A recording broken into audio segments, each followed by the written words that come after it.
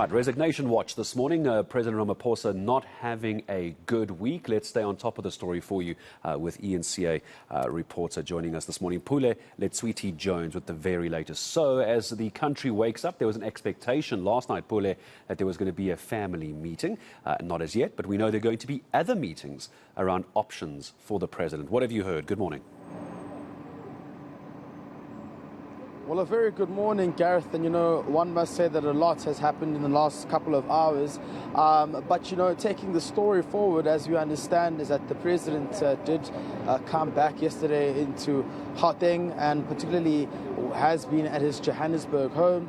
We do understand that from there onwards, he will be later heading to Nasrec for that special National Executive Committee meeting by the ANC as well, in which we know there will be robust views and discussions that will be had in regards to the Phala-Phala scandal, which has brought the party's reputation under the spotlight once again.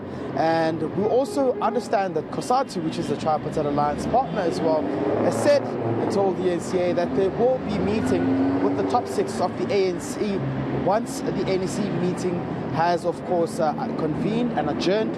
From there onwards, they will also be requesting to see the president to see how they can take this matter forward in regards to the Phala-Phala scandal and how it can be resolved just a few weeks before that highly expected conference that will be taking place at Nasrec in a few weeks' time. But we also know that there was, of course, an update from the presidential spokesperson, Vincent Makwenya, who says that the president wouldn't be addressing the nation last night, but particularly saying that consultations are currently underway. This has also been going on since yesterday, and of course this morning as well. There are various consultations being taken in regards to this situation, which implicates the president at large. But I just want us to take a listen to what the presidential spokesperson had to say regarding this element of the consultations having to take place. The president appreciates the enormity of this issue, what it means for the country, the stability of government, and as a result of that, he is still processing the report, but in that exercise, he's also engaging a number of role players and stakeholders across the governing party, different levels of the governing party, at different levels of the alliance, and he's engaging a broad range of stakeholders. And this is in appreciation of, as I said, the enormity of the matter.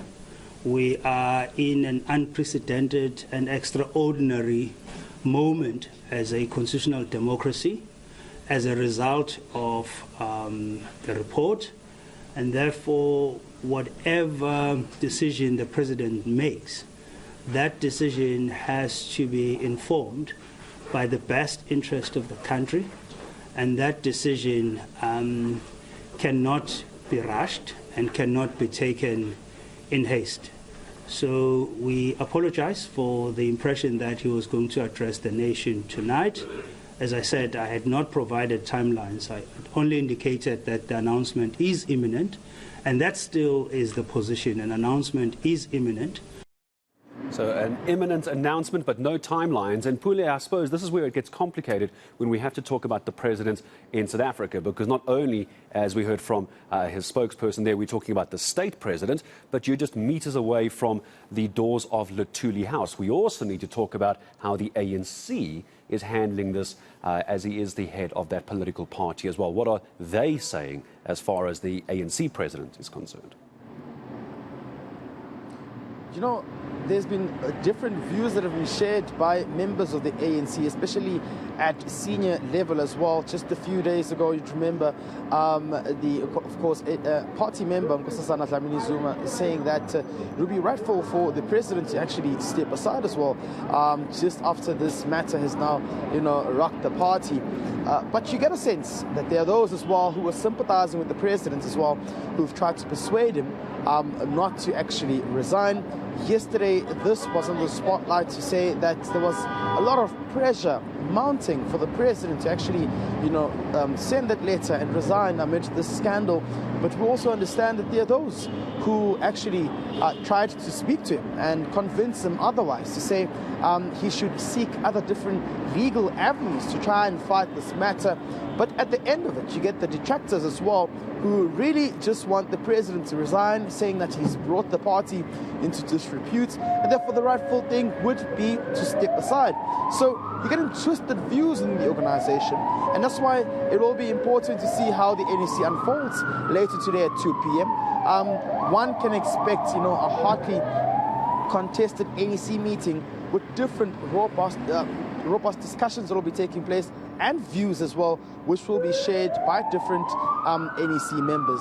Yeah, let's not forget as well that one of those NEC members, Pule, was on JJ Tabane's show Power to Truth, and Nkosazana Dlamini-Zuma saying the president should step aside. And when asked when this should happen, immediately was the response from Nkosazana Dlamini-Zuma. So let's wait to see how that meeting goes this afternoon. You'll be there for us. eNCA reporter Pule Letshwiti-Jones outside the doors of Luthuli House for us this morning. What's going to be a big day for both the ANC and no doubts for the country.